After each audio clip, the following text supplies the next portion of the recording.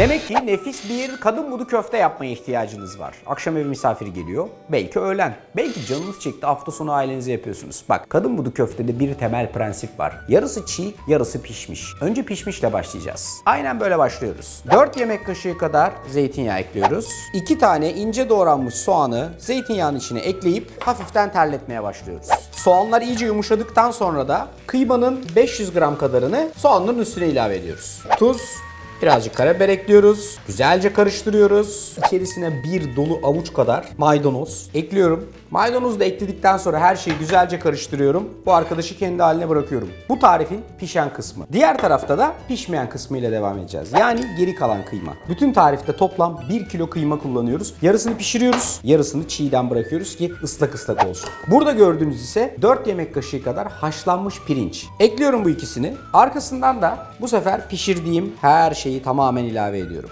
Tuzu, karabiberi ve bir silme çorba kaşığı kadar yeni baharı da ekledikten sonra her şeyi güzelce karıştıracağız. Önce bir spatula ile, sonra elimizle.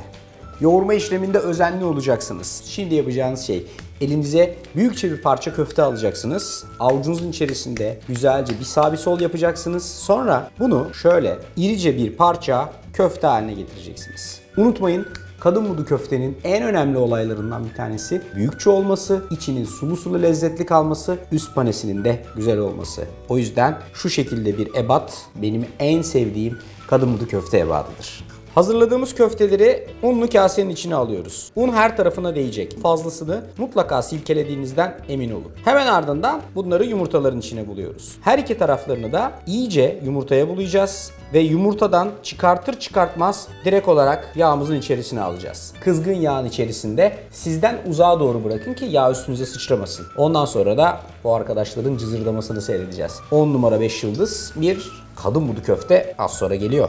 Karşınızda kadın budu köfte. Kadın budu köftenin bence en güzel özelliklerinden bir tanesi saçaklı olması. Ne kadar saçaklı olursa şöyle, o kadar lezzetli ve güzel olur. Kadın budu köfteyi yemenin de bin bir çeşit yolu var.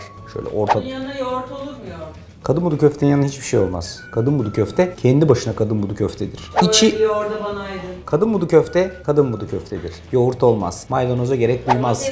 Kadın budu köfte kadın budu köftedir. Hiçbir şeye ihtiyaç duymaz. Hepinizi camdan atacağım birazdan sonra. Bakın içi ıslak, sulu sulu. Kadın budu köfte kadın budu köftedir ve gerçek kadın budu köfte işte tam da budur. Yapanların, yiyenlerin eline ağzına sağlık. Mükemmel bir atlayış, mükemmel bir kadın budu köfte.